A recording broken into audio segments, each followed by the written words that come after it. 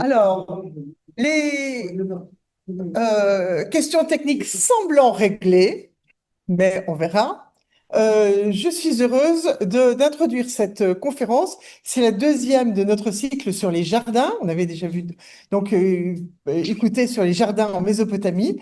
Et après Mésopotamie, l'Égypte. Ça pourrait être dans le sens, mais c'est comme ça. Voilà.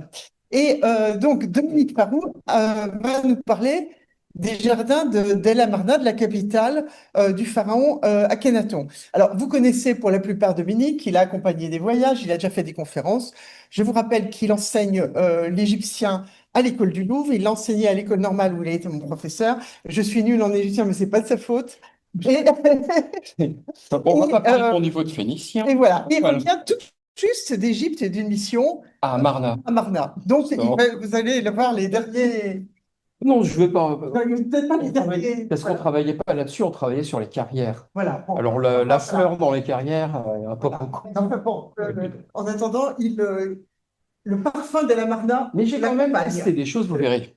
C'est pour vous faire rester. Enfin, il y en a qui savent, mais. Enfin, voilà. Alors, donc, euh, Akhenaton, d'ailleurs, Amenhotep IV, parce que quand il part à Amarna, il s'appelle pas encore Akhenaton. Donc, Amenhotep IV, euh, en l'an en l'an 6 de son règne, ça doit être ça, euh, quitte Thèbes, enfin, la cour quitte Thèbes, quitte Memphis, quitte tout d'ailleurs, et vient s'installer à Marne. Donc voilà. Et donc, à un endroit où jamais personne ne s'était installé. Vous voyez qu'il y a un grand cirque qui fait je ne sais plus combien de dizaines de kilomètres de long, mais ça doit être un truc du genre 30 kilomètres, quoi, quelque chose comme ça. Et donc, on installe une ville neuve à cet endroit. Vous verrez pourquoi. Et cet endroit s'appelle Achétaton, c'est-à-dire l'horizon du disque solaire. Alors, horizon, entendons bien, ce que nous appelons horizon, ce sont les limites du monde. Pour un Égyptien, le ciel ne touche pas la terre, il n'y a pas de point de vue. Donc il y a seulement deux endroits où le ciel touche la terre. C'est au point euh, oriental du ciel où pointe le soleil le matin, d'où sort le soleil le matin, et l'endroit où le soleil descend le soir, et où il meurt en passant dans l'autre monde. Donc voilà. Et c'est ça que nous traduisons par horizon, à juste titre, puisque c'est bel et bien l'endroit où le ciel et la terre se touchent. Et tout le reste, je vous montrerai tout à l'heure d'ailleurs des choses, eh bien, ce sont les djirous, ce sont les limites. Donc, quand nous, on fait un tour d'horizon, l'Égyptien, lui, ferait un tour des djirous. Voilà. Donc, ça s'appelle Achétaton, et c'est donc le lieu où le soleil se lève, euh, dans l'idéologie, hein. Alors, ce qui est intéressant, c'est que cet Achétaton, enfin, vous voyez bien, c'est un peu désertique. La ville elle-même est le long du Nil, mais on a une surface de terre arable et de terre au bon niveau qui est très courte. Moralité, la plupart des bâtiments de cette capitale sont à un niveau assez haut et dans un endroit qui est aride. Donc, il faut amener l'eau. Or, cet endroit, eh bien, d'abord, bon, on a des palais, des grandes villas, enfin, des choses extraordinaires. Et tout est décoré, enfin tout. Il y a énormément de décorations de jardins. Et vous voyez ici, c'est le sol donc d'un des palais royaux qu'on appelle le harem septentrional, peu importe hein, la dénomination. Et vous voyez bien que vous avez la représentation d'un bassin central avec des jardins et des canards, etc., qui volent au milieu de tout ça. Les cercles que vous voyez, c'est l'emplacement des colonnes. Donc on avait des bases de colonnes en pierre avec des colonnes en bois au-dessus. Et ce sont des maisons en briques crues, heureusement, parce que quand il fait chaud, il fait chaud, hein. Et là, il n'y a que la brique crue pour empêcher la chaleur d'entrer. Et puis, dans ces palais, ces villas, ces temples, etc., en fouillant, eh bien, on a, alors quand je dis on, je n'y suis pas, moi j'ai jamais fouillé dans Amarna, hein, comprenons-nous bien.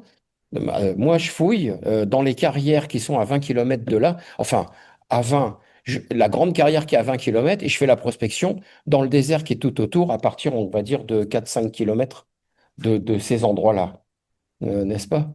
Et donc, je me balade dans le désert et je regarde ce que je vois avec le GPS. Vous savez, on prend les photos, on ramasse de temps en temps un tesson de poterie pour vérifier la date de l'installation. Voilà, puis c'est comme ça que, juste après avoir écrit que c'était bizarre, je trouvais pas de silex taillé dans ce désert. Eh ben, j'avais à peine écrit le truc que je tombe sur des kilomètres de mines de silex qui étaient sous mon nez et que je voyais pas. Parce que quand vous croyez qu'il n'y a pas quelque chose, eh bien, vous ne le voyez pas. Bon, et puis j'ai trouvé des mines de gypse, mais en fait, on les connaissait. Enfin, on savait déjà qu'il y en avait. Moi, je ne le savais pas.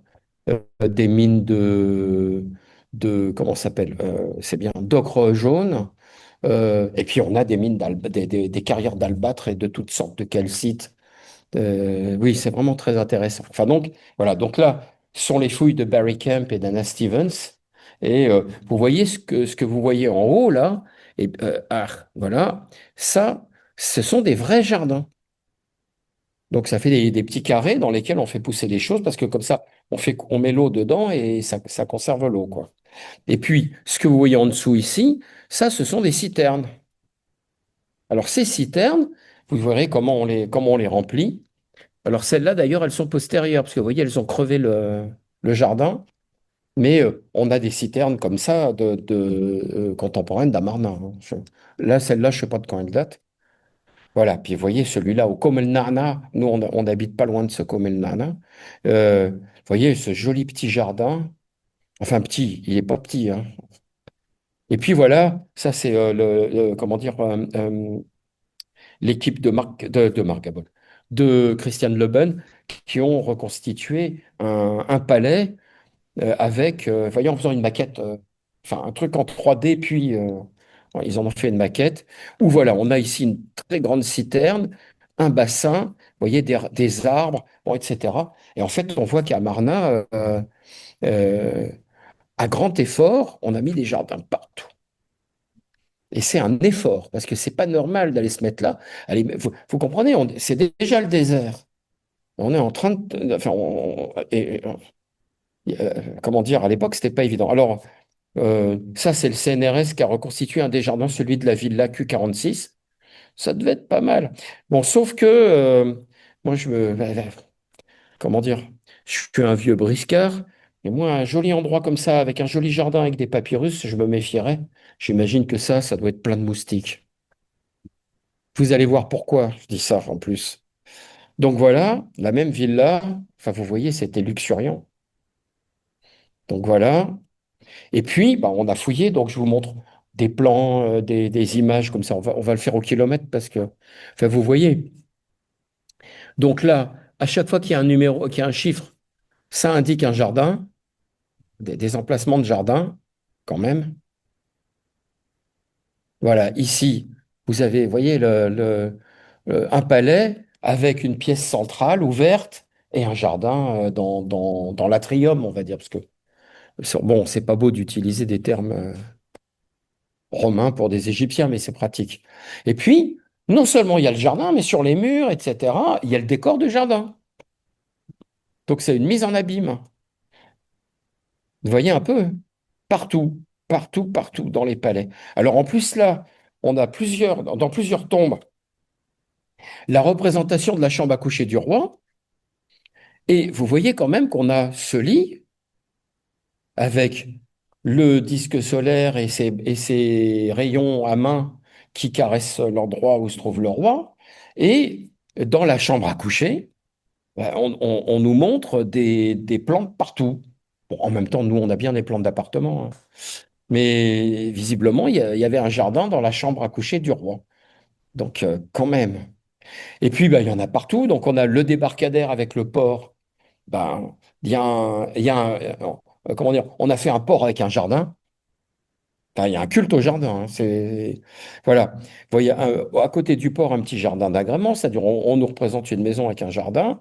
Puis voilà, quand on fait des fouilles, ben là, on comprend. Vous voyez cette chose-là avec des petits carrés, c'est un jardin du type de celui que je vous ai montré en photo. Vous voyez, avec le quadrillage.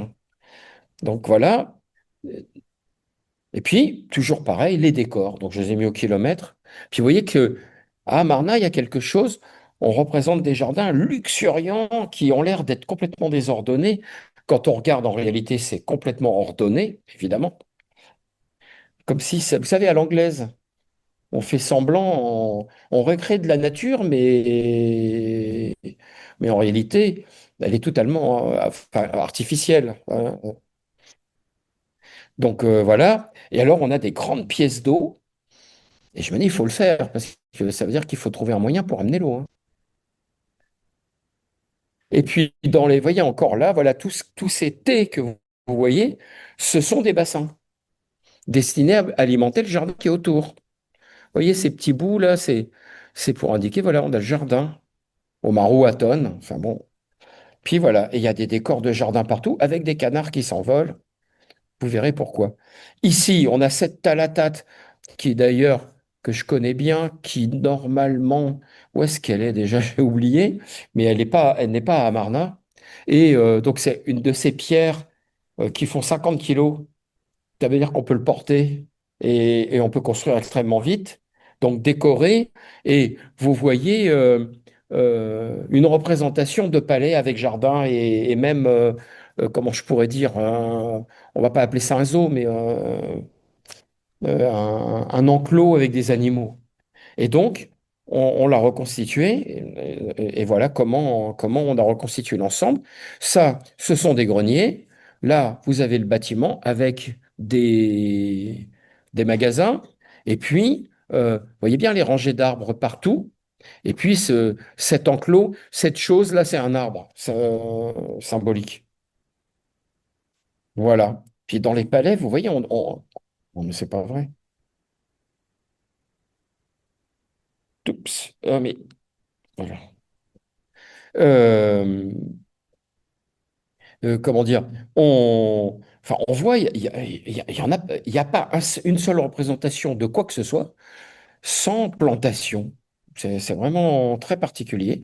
Et donc, quand on a fouillé les temples, on s'est aperçu que, mais c'était vrai, que dans les temples, il y a des arbres, il y a voilà, et ça, alors évidemment, dans le temple d'Amon, il y a des arbres, hein. Mais là, d'ailleurs, j'avais l'intention au départ de vous montrer le temple d'Amon de l'époque de Haï, et dans une tombe qui est absolument dingue. Mais j'avais déjà beaucoup trop d'images. Donc oui, d'ailleurs, c'est ça que je voulais faire. C'était garder mon... Et c'est incroyable ce truc. Voilà, que j'ai mon truc sous le nez quand même. Et donc voilà le petit temple d'Aton, parce que le grand temple d'Aton, vous l'avez en dessin. Et on l'a reconstitué comme ça. Et le petit temple d'Aton, c'est-à-dire on a la représentation dans les tombes et on a la fouille. Et on l'a en vrai. Donc on sait que effectivement, il y a bien les emplacements pour mettre toutes ces plantes et ces arbres. Voilà. Et puis bien sûr, ce qu'il y a, c'est que ces temples de cette époque, ils sont à ciel ouvert. Ceci va avec cela. Ce qui n'était pas le cas avant. Alors là, je ne sais pas si vous voyez quelque chose. J'ai essayé de faire des photos à plusieurs reprises dans la tombe de Mérirée. C'est quand même très abîmé et la lumière est pas vraiment faite pour ça. Et vous voyez ici, vous avez donc un palais et là, vous avez les magasins et tout autour, vous voyez tout ça là, ma petite flèche, je sais pas si elle vous parle, eh bien, tout ça, ce sont des arbustes et des arbres. Et puis, on en a d'autres en haut, on a tout un tas de sortes d'essences. Alors, le problème avec les Égyptiens, pour les codes souvent sont pas clairs. Enfin, moi, je suis en général incapable de reconnaître ce qui est représenté comme arbre, sauf quand je le sais déjà. Et oui. Et puis, toujours dans la tombe de Mérirée, on a des magasins. Vous voyez, ça, ce sont des greniers. C'est-à-dire, ce qu'il faut comprendre, c'est qu'on a un mur d'enceinte pour l'ensemble. On a, vous voyez, ces parallélépipèdes là, qui présentent un fruit, qui sont en fait des silos, et l'espèce de petit truc qu'on voit autour, vous voyez, qui fait comme une espèce de U ratatiner. En réalité, ça, c'est le mur d'enceinte de chaque silo. Et on a des arbres là-dedans. Alors, ça, c'est pas nouveau. À toute époque, on mêle les greniers avec des arbres. Alors, je sais pas si c'est parce que, je sais rien, les arbres font de l'ombre au-dessus du grenier je ne sais pas. Ou peut-être tout bêtement, c'est dans leur idéologie. Vous comprenez, les arbres sont un symbole de richesse, je les mets à côté des greniers. Enfin bon, c'est comme ça. Alors maintenant, qu'est-ce que vous avez comme essence? Alors, je ne vous mets pas la liste entière parce que c'est pas le but, mais il y a une variété extrêmement grande d'essences sur les dessins et par ce qu'on a trouvé en graines, en pollen, etc. Parce que, évidemment, euh, euh, les Anglais, en l'occurrence, c'est surtout des. Enfin, vous savez, ce sont des Anglais. On va dire qu'ils sont Anglais parce que Barry Kemp est anglais et que Anna Stevens est anglaise. Nous, on est une fouille franco-égyptienne, franco-égypto-anglaise. Il y a un seul Anglais avec nous, c'est le co-directeur. Donc, et même, je me souviens d'avoir fait une fouille qui était américaine sans aucun Américain là-dedans. C'était juste que la directrice de la fouille, elle avait un poste aux États-Unis, elle était allemande. euh, et donc, notre fouille, elle était américaine. L'année d'avant, elle était à Oxford, notre fouille a été anglaise. Donc, c'est toujours comme ça, hein. Voilà. C'est pas spécifique à l'Égypte, hein, Enfin, voilà. Alors, bon, déjà, bah, dans les espèces quand même qu'on attend en premier en Égypte, c'est le papyrus. D'autant plus que le papyrus, vous savez, c'est le symbole de la fraîcheur, enfin bon, etc. Papyrus. Le lotus, alors lotus ou nénuphar, on ne va pas discuter là-dessus, on n'est pas là pour faire de la génétique. Puis vous voyez, non seulement on les a dans les jardins, on les a sur les murs, mais on a aussi des objets qui les représentent.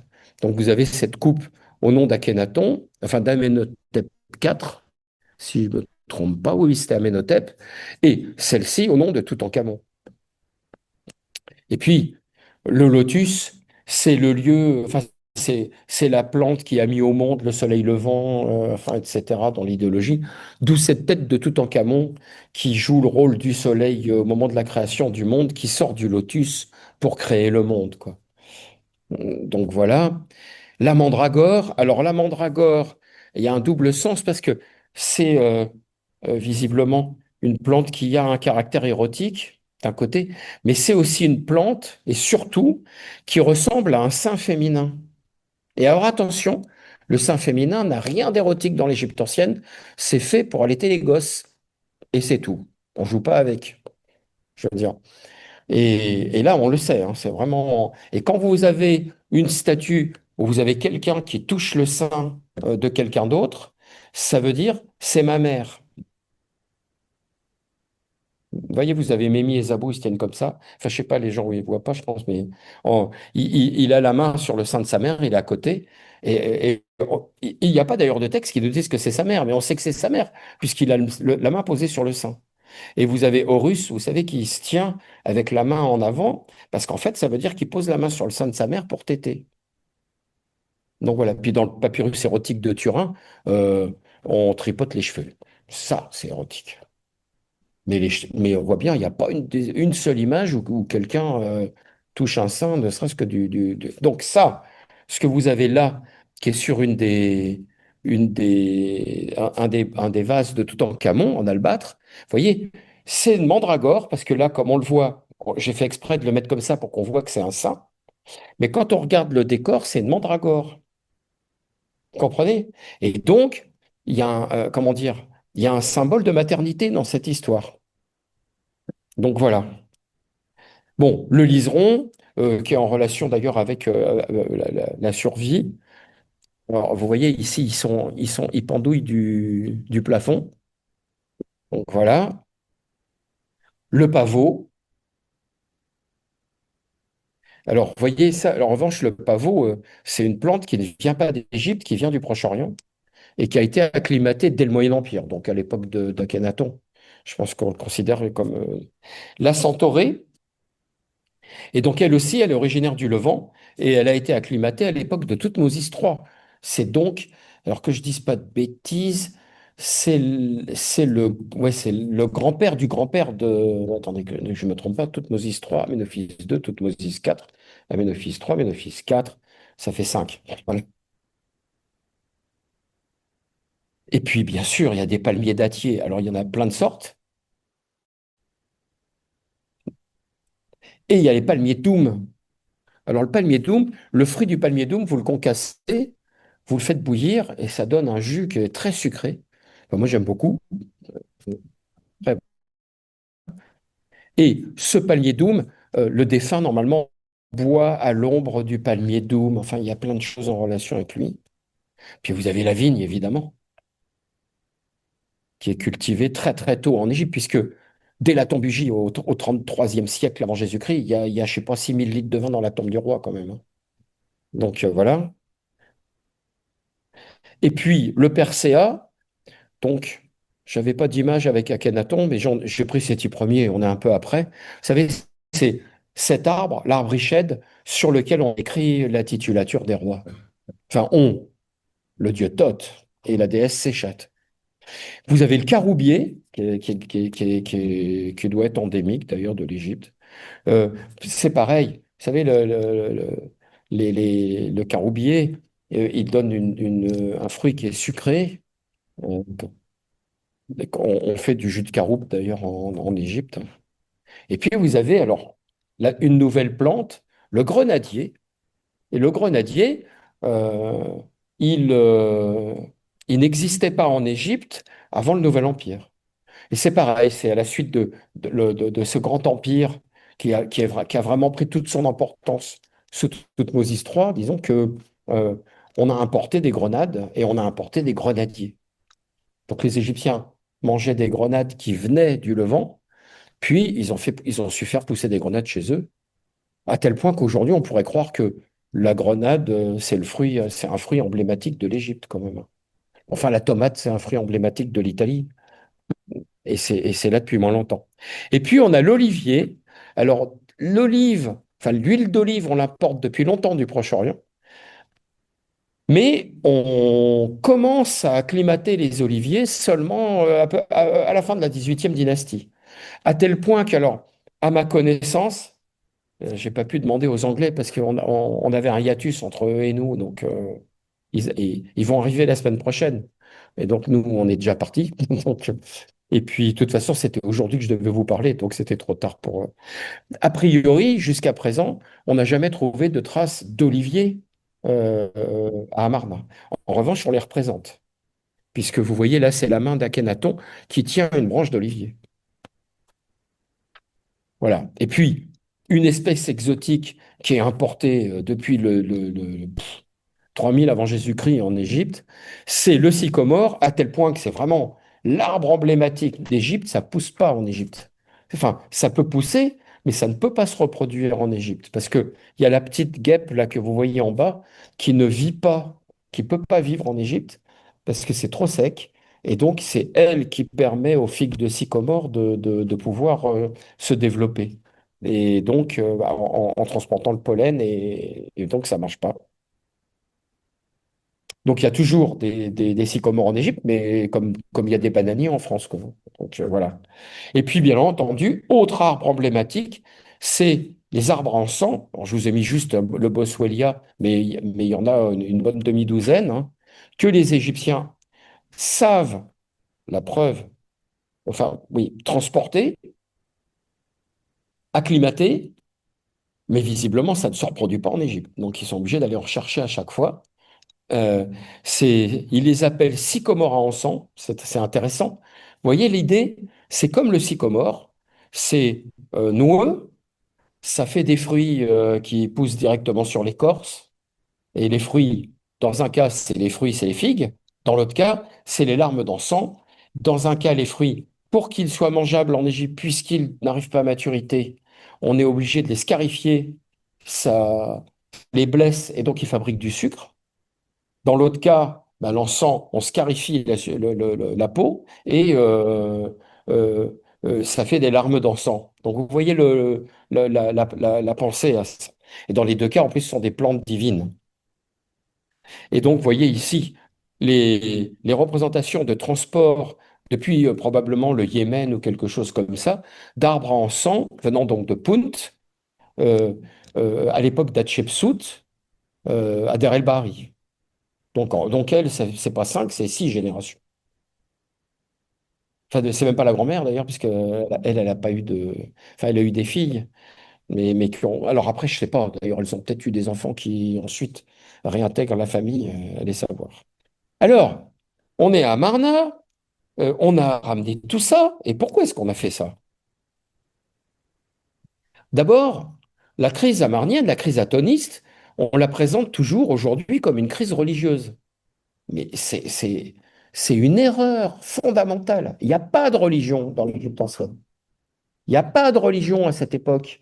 La religion n'existe qu'une fois qu'il peut y avoir quelque chose de philosophique, de laïque, de non divin en face de la religion.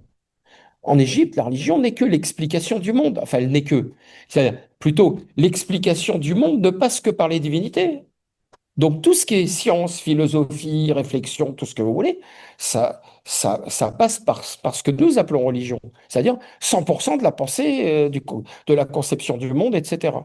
Donc on explique tout d'ailleurs par le mythe, même si euh, parfois les explications sont proches d'une explication scientifique, mais c'est toujours le dieu machin qui avait fait tel truc, et c'est pour ça que la plante elle est comme ça et pas autrement. Vous comprenez? Et que le monde est comme ça et pas autrement. Et donc, il n'y a de religion qu'une fois que la philosophie existe, et surtout, la philosophie, jusqu'à la fin du 19e siècle, elle comprend la science. La vraie science, elle apparaît dans la deuxième moitié du 19e siècle. Il suffirait de les réveiller et ils vous diraient, mais oui, bien sûr, c'est de la philosophie. Les mathématiques, etc. Young, enfin, on va pas. C'est vraiment intéressant. Alors, euh, on a une clé.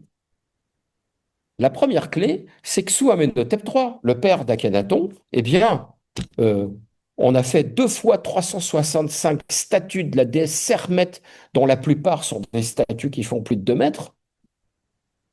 Il y a plus de statues de Sermet sous Amenhotep III que pendant les 3500 autres années de l'Égypte pharaonique. Et quand je dis plus, c'est 10 fois plus, 100 fois plus. Et donc, ça veut dire qu'il s'est passé quelque chose de terrible. Sermet, c'est la déesse lionne qui est la déesse qui est responsable des maladies, entre autres, et des morts violentes. Et c'est aussi une des émanations de ce qu'on appelle la lointaine, la déesse qui avait été envoyée par Ré pour punir les hommes et qui est partie vers le sud, qu'on ne pouvait plus rattraper, qui était en train de massacrer toute l'humanité. Et donc Ré a envoyé son frère qui a réussi à la saouler, à la calmer et à la ramener. Et c'est le retour de la lointaine. La lointaine, c'est l'œil de Ré. Et en réalité, c'est un mythe qui explique le solstice d'été et qui va avec le retour de l'inondation et donc de la vie en Égypte.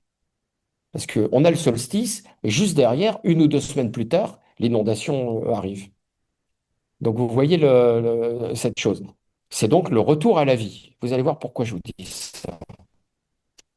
Akhenaton, ben, sous Aménophis III et sous Aménophis IV, donc, on a supplié les dieux, on a fabriqué ces statues au kilomètre, on a tout fait pour qu'il fasse cesser cette pandémie.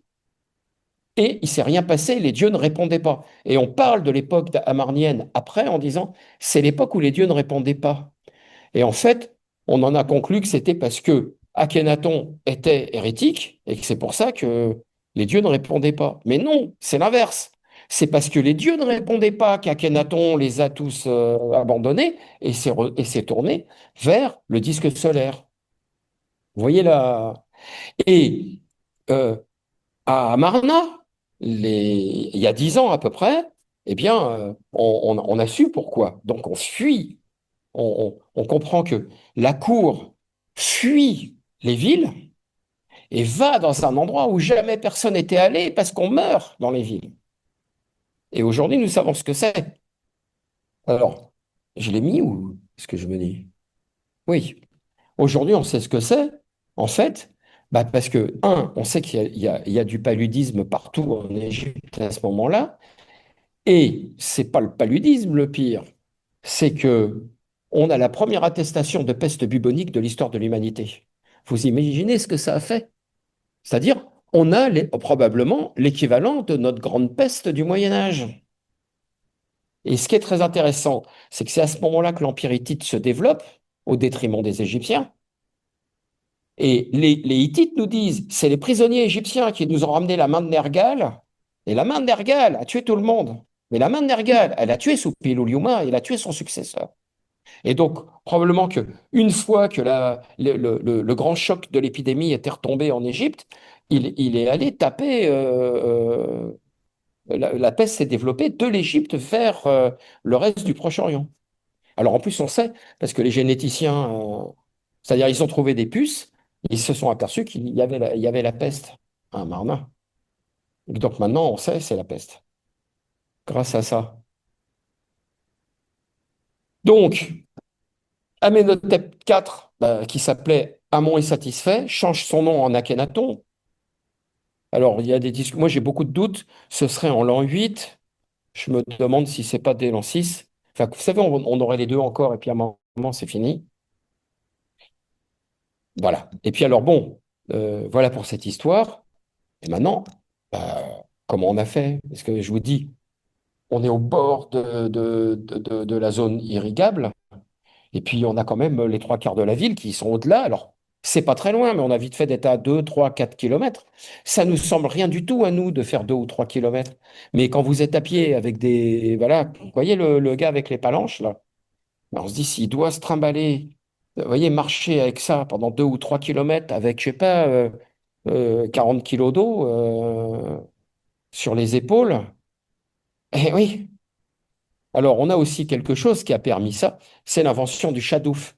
Le shadouf, c'est un, c'est un balancier, vous voyez, qui permet de remonter l'eau grâce au balancier. Donc, on tire sur la corde, on fait remonter. Souvent, il y a un type qui est à cheval, pas à cheval, mais debout, vous savez, sur le balancier, et qui appuie d'un côté ou de l'autre. Et il y a un contrepoids, et c'est très pratique. Ça a été inventé quand? Ben, justement, à l'époque amarnienne. Enfin, nous en avons les plus anciennes traces à l'époque amarnienne. On n'en connaît pas avant. Et donc, je vous lis le papyrus salier parce que voilà, le problème, apporter l'eau, donc il faut des citernes. Alors, c'est des citernes et on sait, il pleut de temps en temps. Et quand il pleut, comme on est au fond de cet endroit avec un wadi qui débouche, enfin, il y a trois wadis d'ailleurs qui débouchent comme ça, euh, on, si on gère bien, on récupère l'eau dans les citernes. Alors en même temps, ça peut être dévastateur aussi, hein, parce que là, si on a des sols pas très stables et les Anglais sont aperçus qu'un certain nombre de ces citernes, parfois, s'étaient effondrées. Donc en espérant qu'il n'y ait pas eu quelqu'un en dessous. Mais bon, voilà. Alors, le papyrus salier, quand même, nous fait remarquer le coup des palanches. Le jardinier en train de porter le balancier, d'ailleurs, j'ai copié tel quel, j'ai pas fait attention. Enfin, c'est la palanche, quoi. Toutes ses articulations sont usées, un gros cal est sur sa nuque, faisant de la graisse. En plus, on sait, ça fait ça, vous savez. Euh, il passe le matin à arroser les légumes et le soir les herbes. Il ne s'arrête que pour mourir, vieilli plus que toute autre profession. Bon, en réalité, on grossit le trait parce que le but, c'est que l'élève travaille et apprenne à lire et écrire pour devenir scribe et pas autre chose. Donc voilà. Alors, je viens de répondre à comment on a fait tous ces jardins. Mais il y a quand même une question, c'est pourquoi on fait tous ces jardins? Parce que c'est un effort terrible de faire ces jardins dans des endroits pareils. Pourquoi? Et donc, pour répondre à pourquoi, il faut se dire, mais qu'est-ce que c'est un jardin? Et donc, un jardin, d'abord, c'est une création, n'est-ce pas? C'est pas naturel. Donc, c'est une création qui, comment dire, c'est une création en utilisant des choses naturelles, c'est-à-dire des plantes, qu'on cultive, c'est-à-dire qu'on prend de la nature et on la transforme en culture. Et puis, bon, toute personne, parce que je sais que c'est la mode en ce moment, de nier, vous savez, cette relation nature-culture, surtout à partir de travaux d'un type qui travaillait en Amazonie. Et en Amazonie, le problème, c'est que c'est pas une forêt, la forêt amazonienne, c'est un jardin dégénéré après une crise post-apocalyptique qui a été les épidémies apportées par les Espagnols qui ont tué 99% des habitants et qui ont, on sait maintenant, toutes ces plantes on croyait que c'était une forêt primaire, c'est des plantes qui étaient cultivées, tout ce qui était en Amazonie, tous nos arbres. Vous saviez pas? On sait ça depuis 10, 15 ans à peu près. Ça fait pas longtemps. Enfin voilà. Donc, il faut penser comme les Égyptiens, c'est-à-dire de se dire, j'ai un endroit qui est cadré, qui est créé, qui est organisé, qui fait semblant d'être de la nature. Enfin, vous voyez, ou plutôt, c'est pas ça. C'est de la nature organisée. Vous voyez le... Et donc, ça va avec deux choses qui sont claires dans la pensée égyptienne. C'est, un, maîtriser le monde. Alors, en plus, maîtriser le monde et maîtriser la nature quand on est en pleine crise de pandémie mortifère, c'est peut-être drôlement, vous voyez, peut-être que justement, on accentue ça on ramène les choses en ordre, on remet les choses en ordre. Et surtout, eh bien, la nature non maîtrisée, c'est ce que les Égyptiens appellent l'icéphète, c'est la dégénérescence de la création. Or, le monde, il a été créé organisé. Et ça, c'est Mahat. Et donc, on voit bien, tout ça, c'est ramener le monde à Mahat. Vous comprenez? Alors, le cadre, bon, ben, je vous ai dit, voilà, je vous avais mis ça parce que je trouvais que c'était joli. Cette peinture de Pere Borel del Casso, euh, la fuite de la critique, qui sort du cadre, justement. Bon, et puis ça, c'était pour vous montrer que les Égyptiens, ils aiment bien, ils nous mettent une chose fermée, puis ils aiment bien nous montrer ce qui est dedans en le posant au-dessus. Alors, ces cadres, ben, on les connaît, on cadre les images, on cadre les représentations naturelles euh, depuis le quatrième millénaire. Et au quatrième millénaire, ce sont des lycaons qui servent de cadre. Et on a des animaux, vous voyez, etc., des choses désordonnées, et eux, ils sont autour, clac. Et ces lycaons, ils s'appellent Zab à l'origine.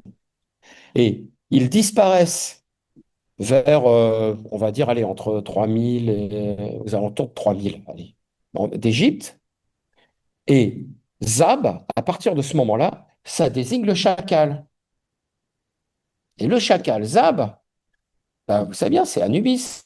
C'est tous ces Anubis qui servent de cadre, qui protègent les portes. Avant, c'était les lycaons. Ils ont pris le nom du lycaon parce qu'il a disparu.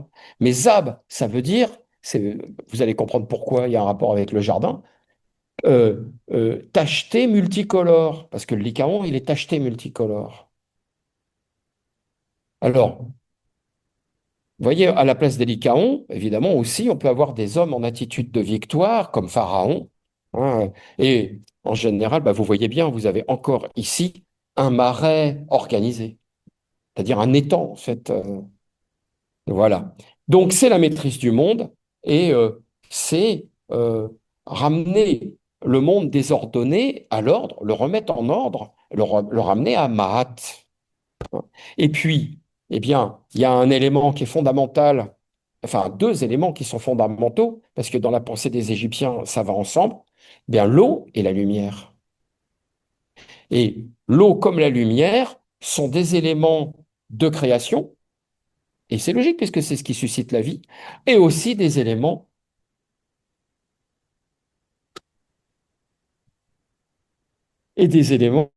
de purification. Alors déjà, bah, l'eau, c'est l'eau de l'inondation. Et en Égypte, l'eau, parce que il pleut pas tous les ans, hein. Euh, et donc, cette eau, c'est l'eau de l'inondation. C'est Hapi, le gonflement des eaux, qui est une divinité qui est l'inondation, qui est ramenée par la lointaine, ce que je vous disais. Et donc, cette inondation en Égypte, elle sort de la grotte qui se trouve euh, à Sedmout, précisément, l'île de Biguet, qui est en face de Philae. Enfin, vous voyez, c'est à cet endroit, au sud d'Assouan, que l'eau de l'inondation sort de la grotte.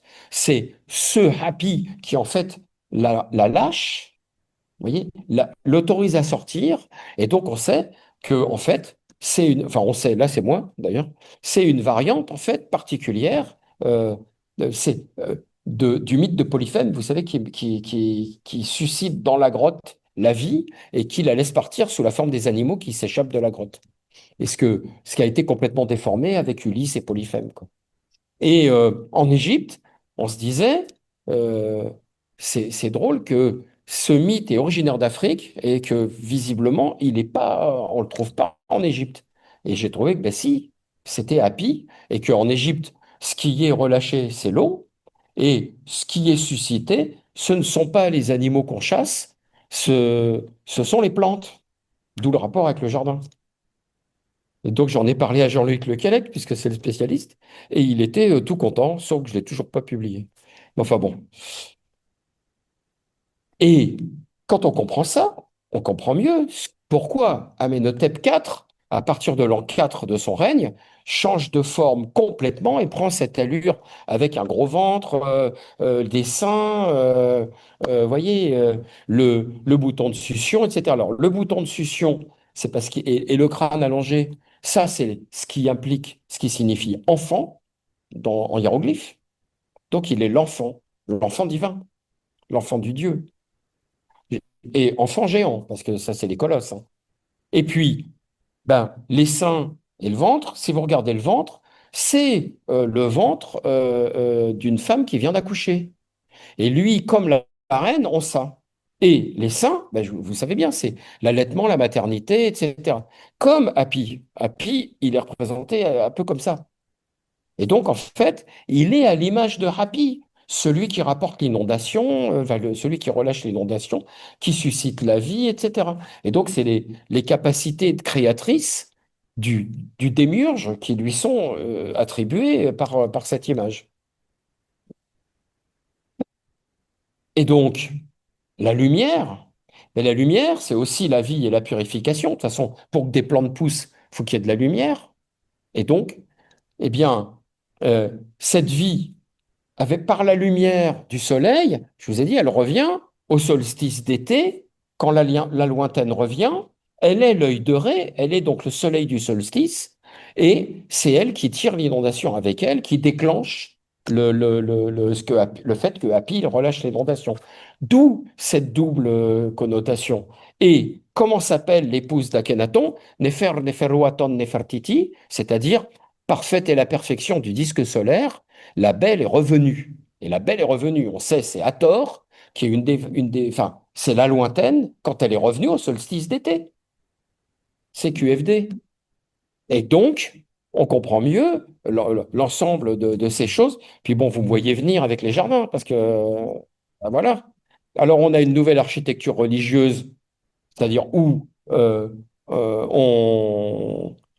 on a des cours à ciel ouvert, puisqu'il faut que les rayons du soleil atteignent les choses.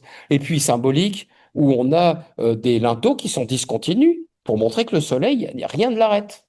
Et évidemment, il n'y a aucune raison architecturale. C'est l'idée de faire passer les rayons du soleil. Et puis, dans ces temples, eh ben, vous avez vu, on fait pousser des plantes aussi. Au lieu de mettre des colonnes qui soutiendraient le toit, on met des arbres.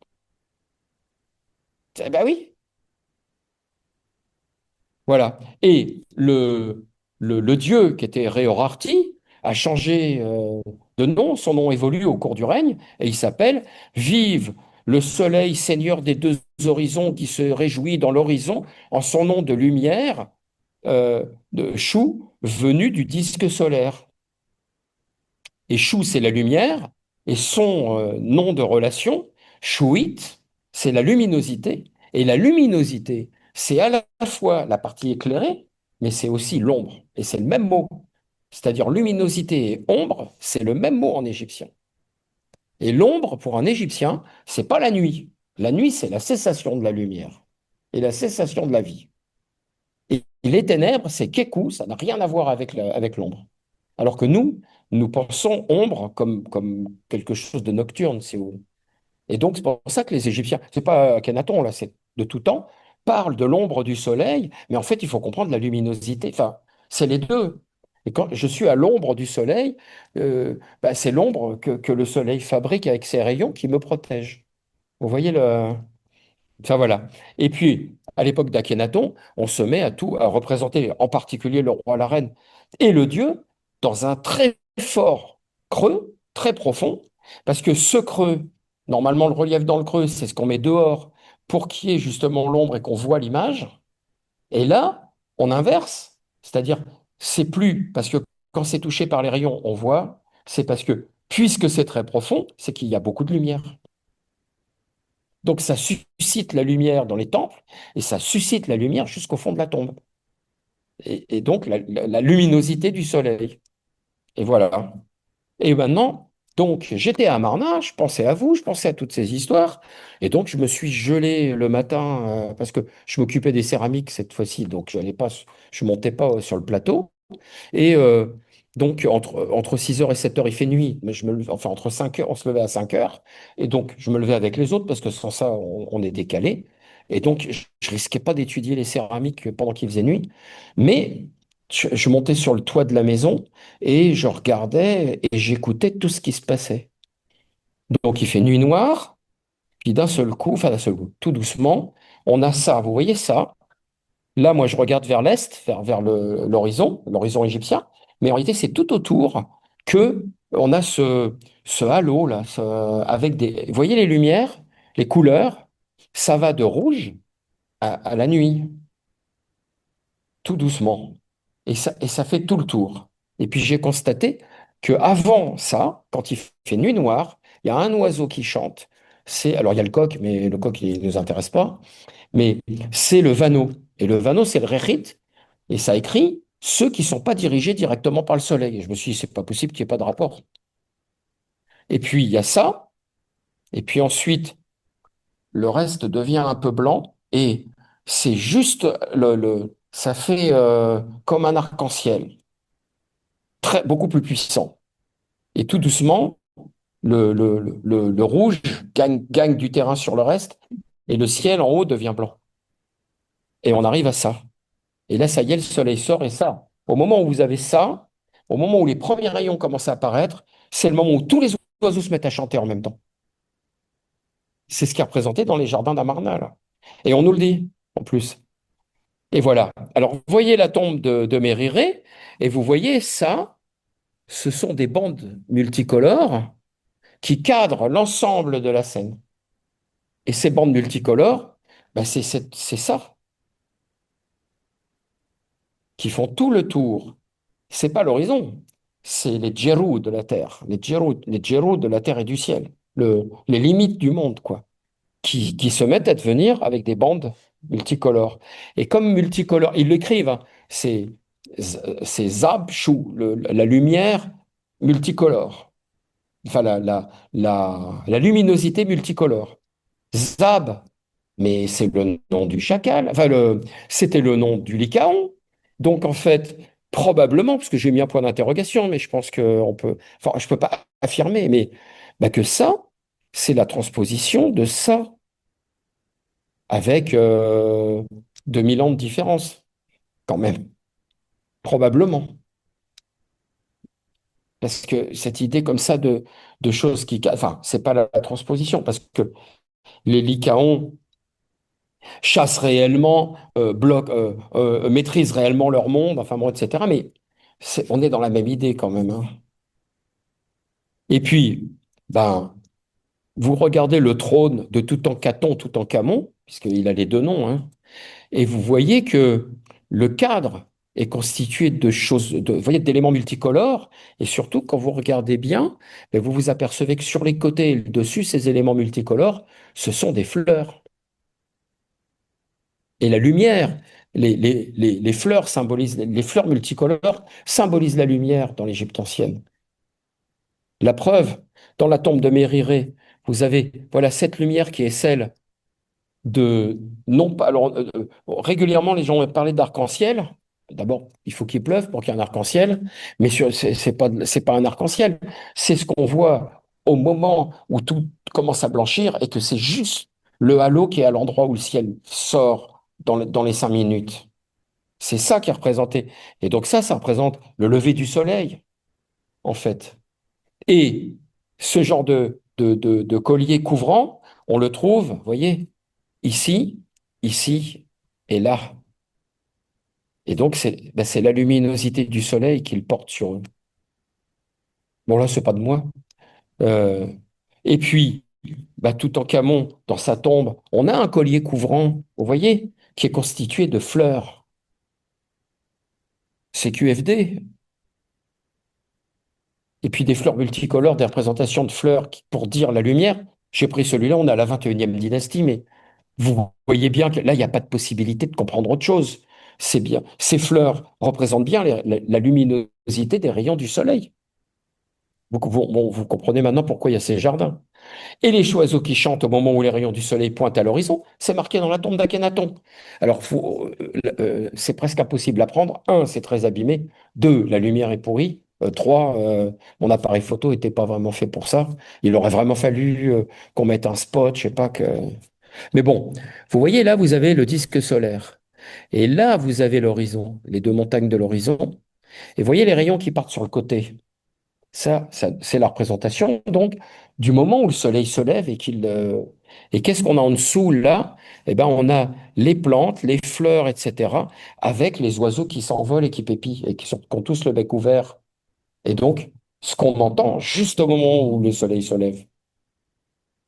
Voilà. Et puis le grand hymne Naton donne les clés. À l'aube, quand tu es levé à l'horizon et que tu brilles comme disque du jour, tu chasses les ténèbres, tu dispenses tes rayons et les deux terres sont en fête. Le pays tout entier vaque à ses travaux, tous les animaux sont installés à leur pâture, tandis que les arbres et les plantes sont en train de s'épanouir. Et alors, intéressant, s'épanouir, c'est le verbe ar. Or, ar, la racine ar, elle a un double sens. Un, irradier. Deux, être utile. Achuenaton, Akhenaton, il s'appelle celui qui est utile au disque solaire et celui qui est irradié par le disque solaire. Il y a le double jeu, évidemment, et c'est représenté. Il est sous les rayons, touché, il fait les offrandes. Vous voyez, il est utile et il est irradié. Donc l'image donne la clé du. Enfin, chacun des deux est le reflet de l'autre. Et puis les stèles frontières, bah pareil, le texte est très long, mais euh, les rayons du disque étant sur lui avec vie et pouvoir, en train de rajeunir ses membres chaque jour. Rajeunir, c'est renépi. Or, renépi, c'est aussi pousser pour une plante. Et une plante, ça s'appelle renep. Les plantes, les fleurs d'ailleurs, préférentiellement, hein. Renep, c'est vraiment les plantes, les fleurs.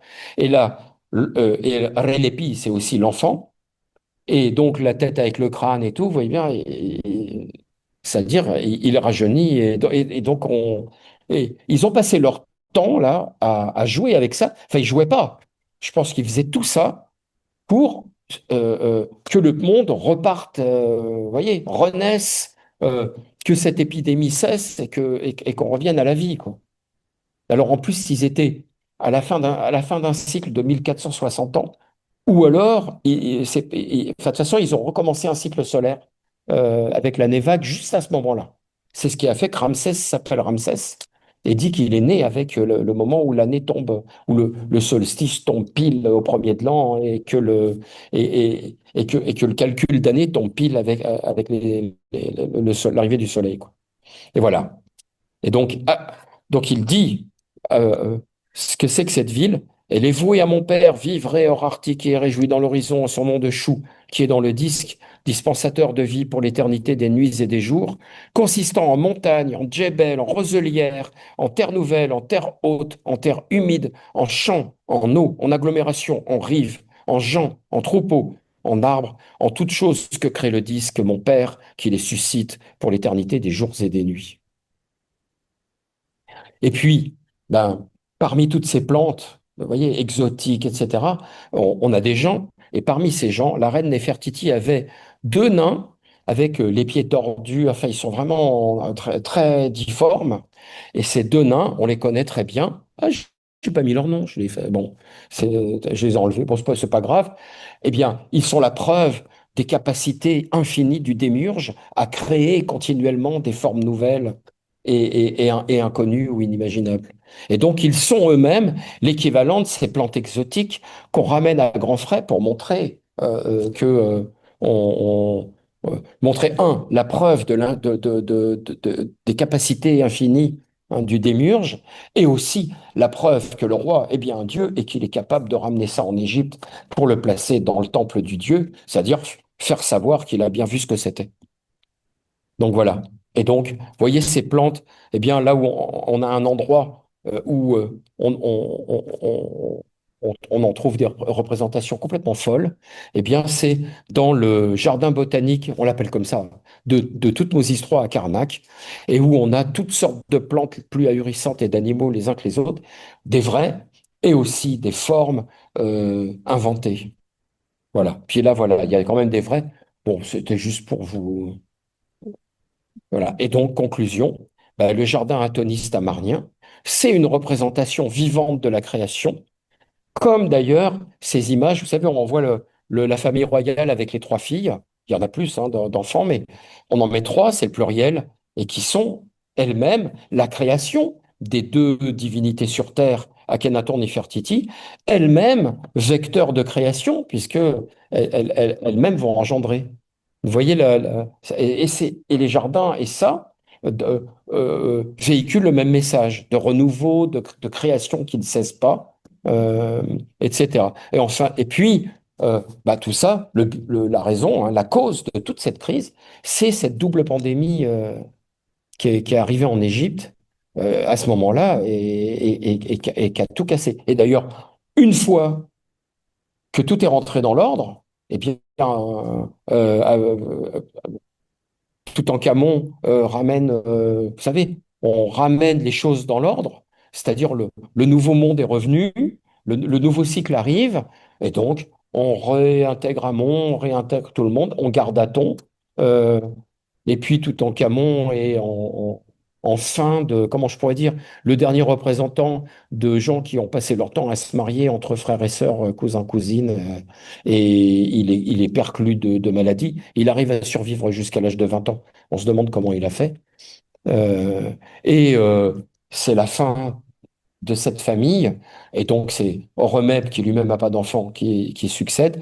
Puis, c'est Ramesside, et qui, eux, vont intégrer toutes ces choses, mais on va oublier Aton, enfin, on le nomme plus, mais toute cette façon de voir le monde, en fait, c'est la façon qui va être celle de Ramsès II, etc., en étant revenu à l'ordre ancien, vous comprenez, comme ça, en ayant l'air d'être revenu à l'ordre ancien, alors qu'en fait, on a intégré toutes toutes ces conceptions atonistes. Et puis ces jardins d'Amarna, bah, en fin de compte, c'est la même chose que ces jardins qu'on trouve, euh, comment dire, chez les chrétiens, les musulmans, etc. Enfin, quand on représente le paradis, hein, donc je vous ai mis un des plus beaux, celui de Grenoble. Donc je sais pas, voilà. Si vous voulez vraiment vous faire plaisir et que vous l'avez jamais vu, ça vaut la peine. Et voilà. Et donc j'ai terminé. J'espère que j'ai pas trop débordé.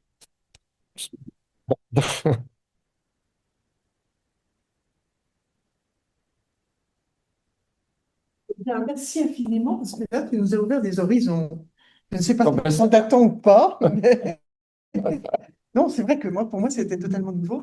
Et notamment cette histoire d'épidémie, ça fait. ça fait pas longtemps. Oui, Ils ont dû trouver ces trucs, c'est vers 2014, je pense, tu oui. vois. Donc, Mais dans toute la recherche là, qui a eu lieu sur la peste, là autour de.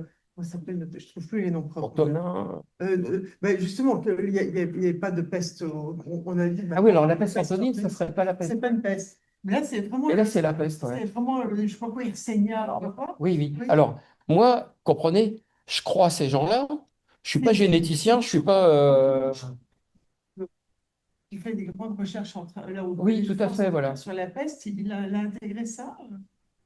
Et je ne sais pas, mais Oui. tu sais, tu peux très bien. Enfin, on a la peste en Égypte à cette époque. Alors, eux disent que c'est le rat égyptien qui est porteur sain de la peste. À l'époque du Nouvel Empire, toutes les voies commerciales de la Méditerranée, enfin, même pas, de l'Angleterre jusqu'à l'océan Pacifique sont ouvertes. Il y a des échanges de tous les côtés. Et le rat noir finit par arriver en Égypte et les puces qu'ils ont trouvées, sensiblement, c'est des puces de rat noir. Et, Cette et idée donc voilà. de création d'une nouvelle ville là, pour échapper Enfin, à. ça, c'est ma théorie. Pour échapper, c'est moi qui. C'est-à-dire, ils nous mettent tous les trucs, puis je dis, mais alors, c'est qu'ils, ben, s'ils sont venus dans un endroit où jamais personne n'était allé, c'est pour fuir la catastrophe. Se dire, si C'est ça. rien marche là, il faut aller ailleurs, on abandonne tout et Ouais. on fonde quelque chose de nouveau. Mais c'est vrai que moi j'avais été Voilà. Donc, frappée à Martin, enfin, dans le, bon, le site Hittite, quand on ne connaît pas, c'est quand même pas très verdoyant, hein. De toute Mais, façon, oui, au musée comme au musée du Caire, ces représentations qui sont ça a absolument... tombé à la renverse, hein. Ah oui, oui, oui. Oui. Enfin donc voilà, donc oui, il y a ce truc avec cette peste là qui explique plein de choses en fait. Oui. Enfin, d'ailleurs, que ce soit la peste ou une autre pandémie. Une pandémie, puis en plus, on avait les éléments, parce qu'on avait les sermètres, et on savait par les Hittites que les Hittites avaient été victimes de ça. Et ils disaient, ce sont les prisonniers égyptiens qui nous l'ont apporté, et ce sont les dieux qui ont fait ça pour nous punir d'avoir envahi la Béka alors qu'on n'avait pas le droit. Comme d'habitude. Bah, d'ailleurs, la peste antonine, c'est elle, non? On attaque une ville amie, on ramène l'Apollon du coin. J'ai oublié laquelle en Turquie, si je ne me trompe pas. Et c'est Apollon chevelu qui s'est vengé des déboires. Je ne me rappelle plus exactement. Enfin, là, je sors de mon monde, hein, donc ouais. Mais, on est dans l'Antiquité, on a toujours des explications comme ça. Mais en tout cas, voilà, cette explosion des jardins, c'est quand même... Alors, ils ont toujours aimé les jardins quand même, hein. Mais là, on se dit, enfin, il faut avoir envie à Marna. Alors sur la carte, souvent on me dit, mais c'est pas loin du Nil. J'ai dit, ouais, ouais, bah, allez voir à Marna, il faut monter. Aujourd'hui, c'est plus vert qu'avant. On a tout de suite le plateau. Et aujourd'hui, bien sûr, il y a des plantes, mais parce qu'on a des, comment, des pompes et des tuyaux, quoi. Et là, moi, je vois les villas qui sont autour de la nôtre, enfin de l'endroit où on est. On les voit, d'abord, elles sont assez loin les unes des autres. Puis c'est vraiment dans le désert, quoi. Ah oui, c'est-à-dire on a le chadouf et ensuite il y a des types qui font la doria ou des ânes. Oui, des arbres, Enfin, il y a les ânes aussi, hein. qui peuvent battre. Mais enfin, il fallait on fait tout à la main, quoi, hein. C'est-à-dire faut être. Alors on le sait, à Der El Médineh, on a ça, mais Der El Médineh, c'est une petite communauté. On a 200-300 personnes. Pas une capitale avec des tas de palais et de villas. C'est ça. Alors aussi, il faut pas oublier qu'on a le bagne à Marna, hein. Donc on a, parce c'est une autre histoire, mais ils ont fouiller les cimetières des ouvriers. Alors, ils ont les ouvriers spécialisés, eux, ils vont très bien. Mais on a des gens, on voit très bien qu'ils sont au bagne et ils sont là pour mourir sous la schlag, hein. Donc, ça fait froid dans le dos. On a les squelettes où l'anthropologue écrit des petites flèches en mettant coup un mois avant la mort, coup 3 semaines avant la mort, coup 2 semaines avant la mort, coup et entraîner la mort. Et puis, on a aussi des trucs, on a des gosses de 10 ans, quoi, qui sont complètement alors, on Oui, voit qu'ils sont morts sous la charge. Et on voit clairement que c'est donc des punitions. Ça doit être ceux qui n'ont pas voulu quitter Hamon ou un truc comme ça. Enfin, voyez, vous êtes au goulag, quoi. Ils ont refusé la révolution, je pense, et hop, on les envoie mourir à porter les cailloux. Enfin, oui, oui, oui, il y a un côté sombre quand même derrière cette histoire, hein. oui, ça relativise le côté délirant sur l'invention du monothéisme, hein. Oui, et puis il n'y a pas de monothéisme dans cette histoire, justement. Pas toi, oui, c'est pas toi que je vais le dire. Parce que, quoi. Mais oui. C'est pas encore du monothéisme du tout. Mais quand même, je pense qu'il y a une influence du Levant avec un dieu qui est un roi, et donc on n'a qu'un roi à la fois. Et Amon était le roi, et qu'il ne peut pas y en avoir deux. Et c'est pour ça que c'est Amon qu'on efface partout. Thoth, qui est juste en face, hein. Il est de l'autre Mais côté il du Nil, gardait Ré. on lui a rien. On voit Ré, il y a l'hymne où il Ah parle. oui, non, mais Ré, c'est lui le. Mais Ré, tout ce qui est forme du soleil est gardé. Tout ça, c'est Amon. C'est Aton. Enfin, Aton n'est que Ah, la. c'était l'équivalent de monde devient l'équivalent d'Aton, alors. Oui, oui, parce que Aton, il existe depuis toujours, c'est le disque solaire. Donc vous comprenez, on désharmoniserait, quoi. Vous avez aussi de la paix. Ah ben moi, j'en sais rien. Comment dire, Vous avez dit qu'on avait des ils ont retrouvé hypothèses. Bon, visiblement, oui. Moi, je suis pas généticien, donc j'ai leurs articles, je les ai tous, hein. Si vous les voulez, je vous les passe. Mais vous décortiquez tout ça. Donc voilà, je me suis dit, c'est vrai que leurs explications, elles sont logiques. Euh, le coup du rat égyptien qui est porteur sain, le rat noir arrive avec sa puce. La puce transmet la peste au rat noir, le bacille le change, vous savez, et repasse, et la puce. pique l'être humain et hop, ça y est, ça passe comme ça. Et je me dis, c'est vrai que c'est logique en fait. Donc la peste ne serait pas à l'origine chinoise ou mongole, mais serait égyptienne.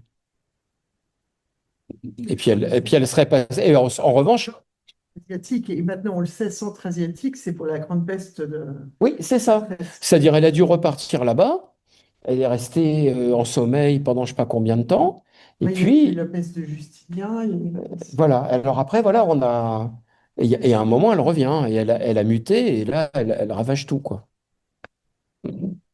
Mais là, elle est belle et bienvenue. Euh, Là, elle est belle et bienvenue d'Extrême-Orient cette fois-ci.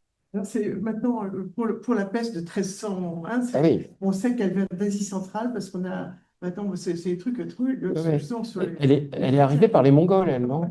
on a trouvé il y avait une communauté chrétienne dont on a le cimetière, donc on connaît que pendant 100 ans jusqu'au 1340. Et à un moment, elle disparaît. Tout d'un coup, il y a beaucoup plus de pierres tombales. Il y en a un qui mentionnait la peste. Et maintenant, très récemment, on a fait des analyses sur les Ah, cheveux voilà. mexicains. On a vu que c'était bien le bacille de la Yersincis. Ils disparaissent autour de 1340, voilà, un peu avant. Ouais. Et là, c'est parti en Chine et c'est parti vers la mer Noire qui gêne. Et donc voilà. Bon, bah, ça, c'est une autre histoire, hein, mais... Oui, mais c'est le même. Oui, Enfin, oui, c'est oui. toujours intéressant parce que de se dire, bien sûr, l'histoire se répète pas, mais ça permet C'est parfois de émouvant. comprendre un peu, hein. Attention. Ben oui, à chaque fois, Oui. à chaque fois. Ah, parce que c'était vide, donc ils se réfugiaient, mais il n'y avait pas d'autres endroits où vous auriez Non, été plus proche de l'eau pour.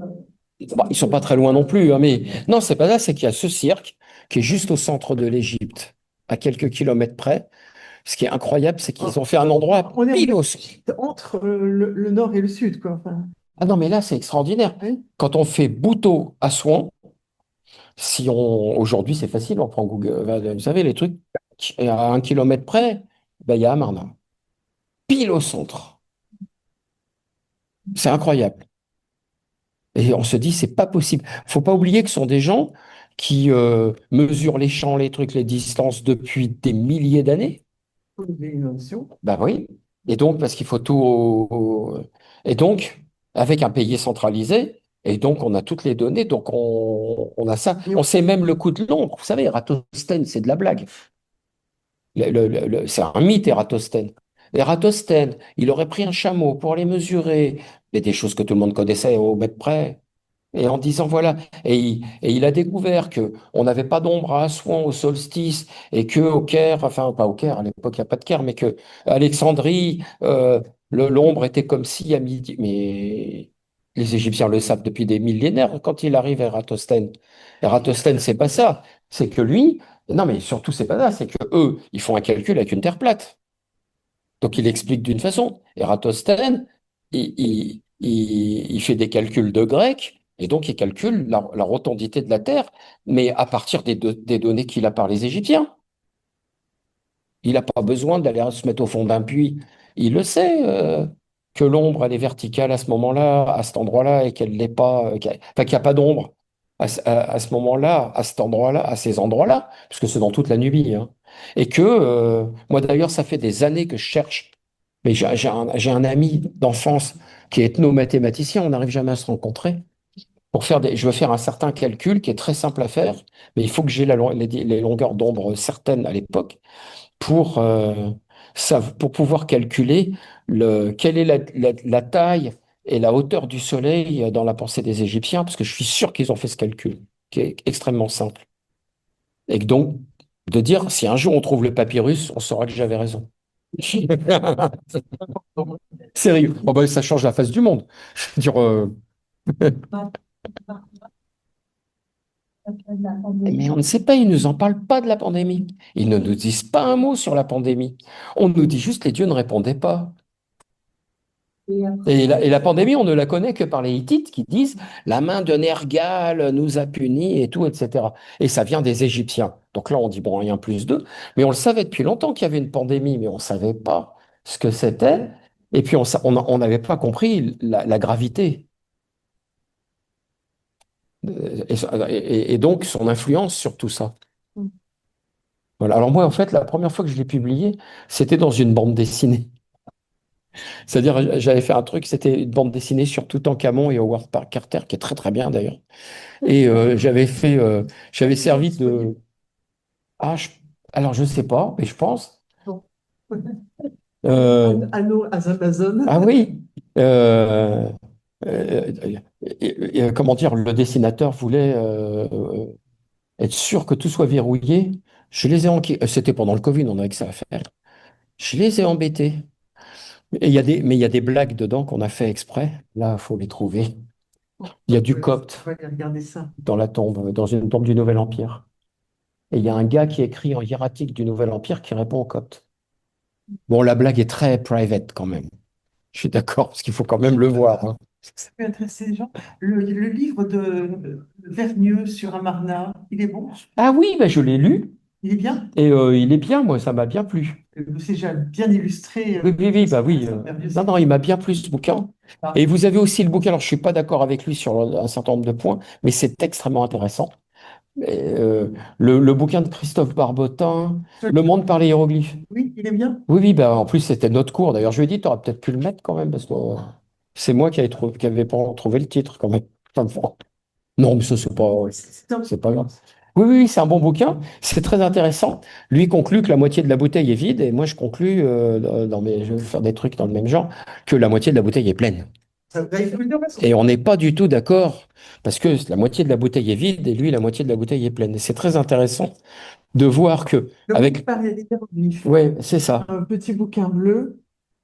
C'est très drôle de voir comment deux amis qui travaillent ensemble depuis au moins 30 ans, bien tassé, qui ont fait un cours ensemble et qui ont publié des choses en relation et qui, avec les mêmes arguments, euh, concluent le contraire pour dire la même chose. Enfin, je sais pas comment vous dire. C'est au-delà des arguments, hein, c'est, bah, bah, moi, je dis, et vous voyez à quel point la pensée égyptienne a influencé la pensée grecque, etc., et jusqu'en Inde d'ailleurs.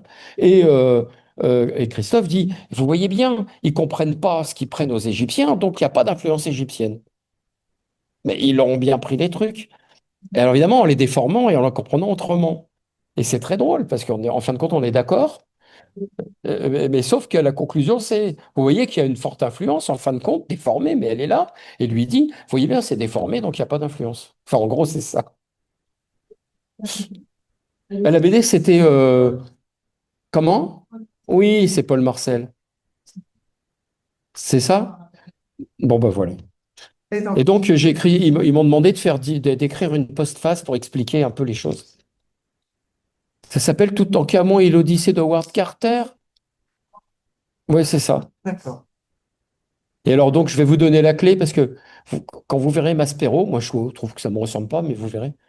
Je suis Maspero. Enfin, c'est pas moi qui ai demandé, hein. J'aurais pas osé. Donc voilà, je suis Maspero. Il y a Yul Brynner qui est, je sais plus quel prêtre. Enfin, on a mis quelques blagues comme ça, quelques trucs. Je sais plus. Il y a Christophe Barbotin, je crois, dans les prêtres d'ailleurs. Je sais plus où il est. Il y a Bénédicte Loyer qui est Lady Trucmuche. Enfin bon, on s'est fait plaisir. Et il y a une bouteille de coca, je sais plus où elle est. Là, faut la trouver. Elle est cachée quand même, hein. Et il y a une peau de zèbre. Oh, il fallait. Il y a une peau de zèbre sur le lit funéraire de Remeb, de Haï. Donc voilà, il n'y a pas de zèbre en Égypte.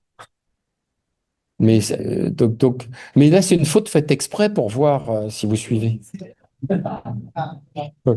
Mais pour le reste, et il avait mis, par exemple, dans la salle du trône, il a mis la titulature de Séti Ier. Je lui ai dit, tu m'enlèves ça immédiatement.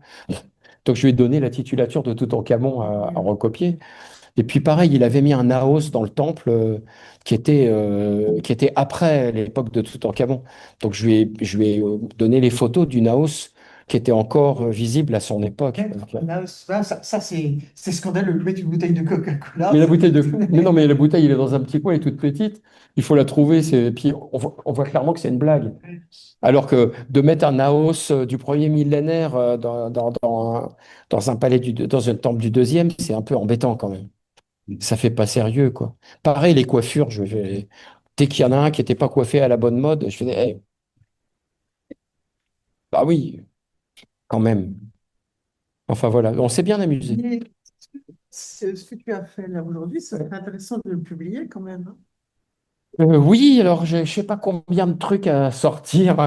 Ouais, j'ai Yamsouf à publier depuis 10 ans.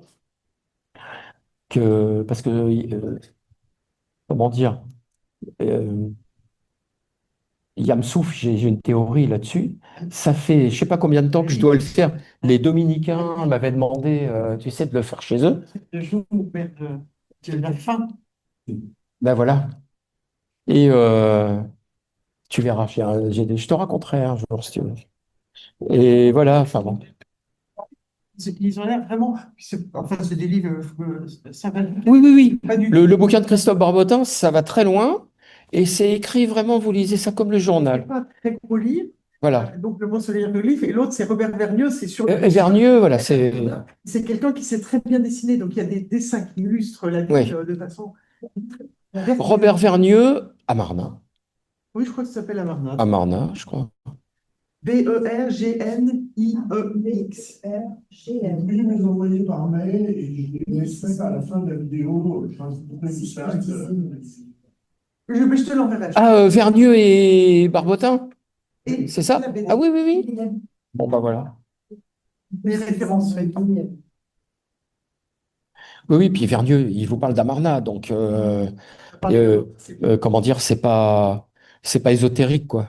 Et Christophe Barbotin, il a réussi à faire un truc sur des sujets quand même qui relèvent de réflexion sur la pensée. C'est vraiment facile à lire. Alors évidemment, moi, je suis mal placé parce que je connais tout par cœur, mais je l'ai fait lire à des amis qui n'ont rien à voir avec nous, et en se disant, est-ce que c'est compliqué, qui sont pas Françoise ou Dominique, c'est-à-dire des gens qui... Mais non, parce qu'après, ça c'est triché, ça ne marchera pas, de- et qui ont tout compris. Donc je dis, bon, enfin, qui ont trouvé que c'était simple à lire. Donc c'est que c'est vrai. Voilà. Est-ce que quelqu'un a encore une question? Amarna a disparu dès la fin de quelle raison? Ouais. Alors ça disparaît pas complètement, mais on quitte Amarna, on réintègre. Voilà. C'est ça. Et alors il est abandonné lentement, mais il a abandonné. Et puis ensuite, dès les premiers ramessides, dès Horemheb d'ailleurs, on abandonne vraiment. Donc sous Toutankhamon, on sent que ça s'en va doucement. Et sous Horemheb, ça y est, tout le monde est en train de partir. Et on a abandonné les archives quand même, hein. Alors, en fait, ils n'ont pas abandonné les archives. Visiblement, ils ont abandonné une partie des archives qui ne les intéressaient plus. Parce que s'il y avait eu les vraies archives, on se serait retrouvé avec des centaines de milliers de tablettes, quoi, je pense. Non, enfin, c'est quand même la correspondance internationale qui est Oui, mais pas beaucoup. On se dit, mais il y a plein de coins où on n'a presque rien. On se dit, donc c'est que ça les intéressait plus. Ils ont trié, quoi, je pense. Ben Nefertiti, on n'entend plus parler d'elle après l'an 16, donc elle meurt probablement juste avant Akhenaton, quoi. Ah oui, oui. Et puis on a un problème, c'est entre Akhenaton et Toutankhamon, il y a quelque chose qui n'est pas clair. On a ce séménaire carré, on a Méritatone, alors c'est vrai qu'il y a les trucs de Marc Gabold qui sont très intéressants. J'ai discuté longuement avec lui cet été d'ailleurs. Et je lui disais, le problème, c'est ces histoires s'enchaînent bien, mais on n'a rien, c'est du vent. Enfin, comment dire? On n'a aucune info. Donc on a 3 noms là. Qu'est-ce que vous voulez faire avec ça? Et il suffit que demain on ait, j'en sais rien, moi, un papyrus qui sorte et tout, et une info de plus Et tout se met en place. et tout se met en place. Alors en même temps, je vous dis pas qu'il faut pas qu'il fasse ça, Marc, parce que c'est très bien. Parce qu'il faut bien faut essayer. L'état de la science, là. Voilà. Tout en sachant que ça pourrait bien être ça. Mais il nous manque tellement d'informations. Puis en même temps, on s'excite sur 3 4 ans là, alors qu'en Égypte, des moments où on n'a pas d'infos, on en a plein, hein. Mais là, c'est une période qui est particulièrement intéressante. Alors moi, elle m'intéresse pour, en réalité, c'est justement parce que c'est une charnière, un changement, ça me permet de comprendre plein de choses sur la pensée égyptienne et l'image égyptienne. Et où, par exemple, secouent les ventres, les trucs, les mères, mais ce ne sont pas des extraterrestres, ils continuent à penser en égyptien. Il faut comprendre, et ça permet de comprendre eux, mais aussi de comprendre avant et après. Parce que- bah oui. Après, la religion, en fait, ce déménagement, non, ça n'a rien à voir. Ah non, non, mais c'est pas que ça n'a rien à voir, c'est bien de la religion, mais c'est pas, enfin, c'est juste que je dis, la religion n'existe pas. La religion n'existe pas et en même temps, Il n'est que ça. il y a ça. Voilà, c'est ça. La religion telle que nous la concevons, elle n'existe que face à quelque chose de laïque. Mais les Égyptiens, il n'y a rien de laïque. Donc, c'est pas de l'hérésie, c'est pas vous comprenez, le monde a basculé, c'est qu'il y a quelque chose qui, voilà, et c'est quelque chose qui fait que le monde n'est pas ce qu'on croit, donc il faut trouver. Voilà, on se pose pas la question de savoir si Dieu existe ou non, quoi. Mais Dieu ne répond pas. Les dieux ne répondent pas là, donc c'est que s'ils répondent pas, c'est qu'il y a quelque chose qui ne va pas, ou les dieux sont en colère, enfin, pourquoi on a ça? Ben, Pourquoi on a ça? La chose, dès qu'il y avait un malheur, c'est que quelque part, les dieux reprochaient quelque chose aux Bah hommes, oui, et vraisemblablement une erreur dans le culte ou quelque chose. ça y est, voilà. Donc on répond, voilà, par un changement dans le culte, en se disant c'est qu'il y a quelque chose. Puis les dieux qui sont pas le mauvais Dieu, celui qui nous aide plus, bah j'allais dire, on le punit. On essaie de trouver quelqu'un d'efficace. Oui, c'est ça, on en trouve un autre, comme vous voyez, nous on change de président, quoi, si jamais. Mais non, mais enfin, c'est beaucoup plus grave que ça, mais c'est pas parce qu'on vote plus pour le même président qu'on n'est plus dans la même société. Enfin, je sais pas comment dire. C'est pas le catholicisme et le protestantisme, comment dire, à la Renaissance, quoi. Eh bien, merci Ben beaucoup. voilà, ben, ça m'a fait plaisir. Parce que là, Et vous m'avez obligé à réfléchir à des choses sur lesquelles Quand tu m'as proposé. on parle le grand nouveau. Mais non, mais moi, je l'ai vu. Avant le Il était ouvert. Sauf tout en Camon. Il y avait 55 kilomètres et alors maintenant, c'est soir. Ah non, il y a tant qu'à moi. Bon, j'avais mis ça parce que comme ça, je me dis, si jamais il y a un truc qui se met devant, je peux mettre la image avec le lien. Et voilà. Et puis ça va, tu réfléchis, c'est beaucoup sur la lumière et l'ombre. Parfois, là, donc peut-être que c'est bien. Et là, comment on fait? Et la lumière et l'ombre, j'ai l'inondation dans une émission. En fin de compte, les jardins, voilà, c'est drôle parce que un peu force là, ce soit le coup, j'ai j'ai jamais travaillé vraiment dans en fait, c'est